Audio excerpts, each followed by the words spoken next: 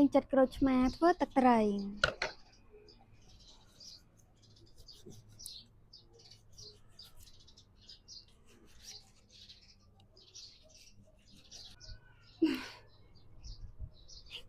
លើយើង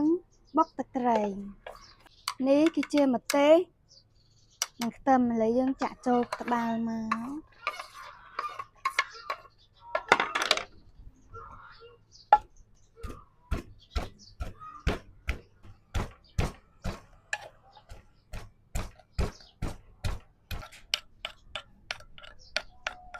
បន្ទាប់មកយើងដាក់ប៊ីសចេងស្ករសតន្តិចដូចនេះយើងចាក់បង្ហើយើងកូរវាដើម្បីវារលាយចូលជាតិគ្នា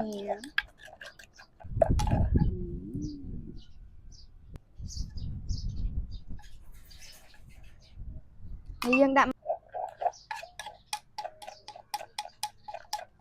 បុករួចរាល់ហើយយើងចាក់ចូលចានតែម្ដង